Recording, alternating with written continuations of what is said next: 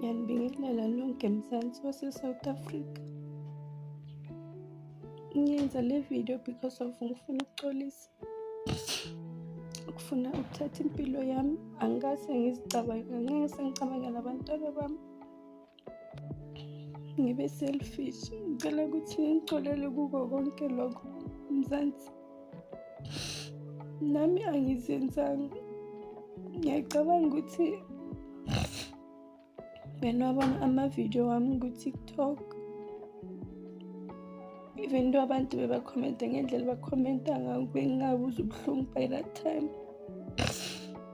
But ngigcine sengibona ukuthi this thing le ibuhlungu. Angikhonanga ukucontrol imizwa yami. Angikwazanga ukucabangela abantwana bami, ngaba selfish. Kuko konke lokhu bekungizwisa ubuhlungu. But ngibonga uNkulunkulu wami engimkhonzayo nabezimu basekhaya ukuthi bangikhusele, ngibe namandla ukuthi ngikhona ukudlula kulesi simo. Njengoba benwabona ama-video wami ku-TikTok guys, bengasinto yokudlala lento bengiyenza.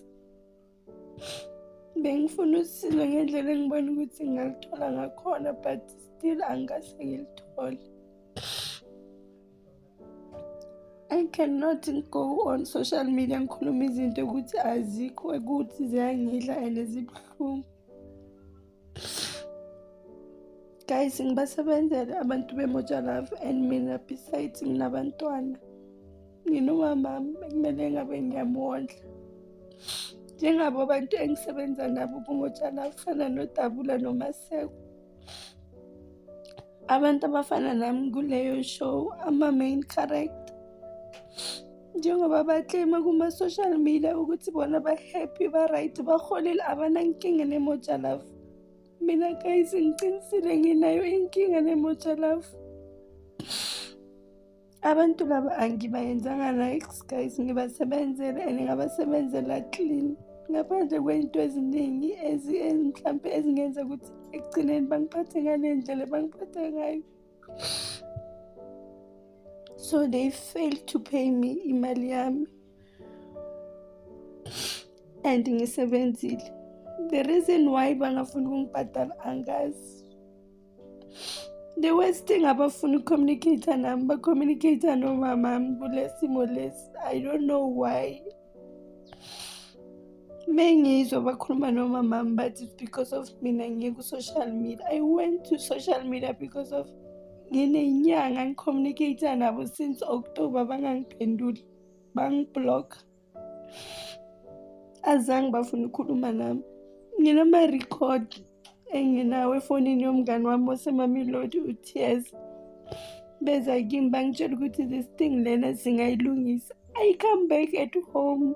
Babatshela ukuthi ngifikile ekhaya, abakasebenze ekhaya yithi.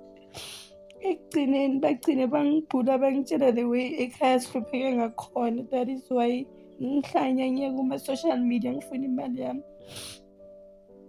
I have to ukuthi ngiyilwele imali yami to the extent that bangisebenzise ngale ndlela ukuthi wherever that I shoot mina ngami, it's a reality. Impilo yami, unlike ama-content wabanye abantu abawafeyikayo. Eyami mina impilo bengi-expose for real for them to earn money in a company, but ekugcineni ke kwenzakalani? Abafuna ukungibhadala imali yami guys. Mina nginabantwana abayi-3 and I'm a single parent. Abantwana bami ngiyazondlela bona. Akekho omunye umuntu ongisizayo. Abantwana bami they went to Christmas bangana-next, banganakudla, banganayimpahla.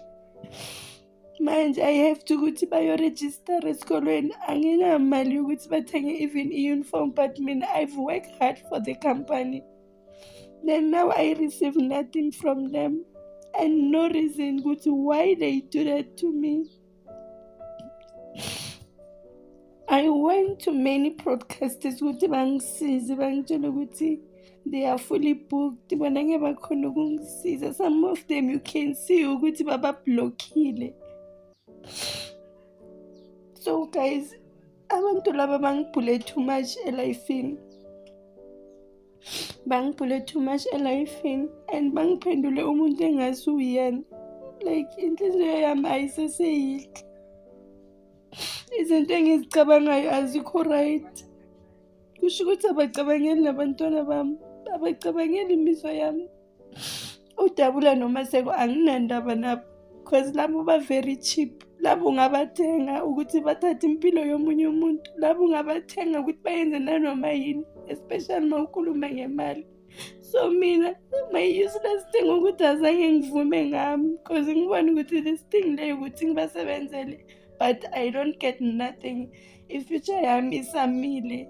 I didn't choose that. That is why ngila ngikhona manje. So mina please ngicela abantu laba bangibhadale imali yami so that I do my things, ngiqhubekele ngiphile ngiphambili.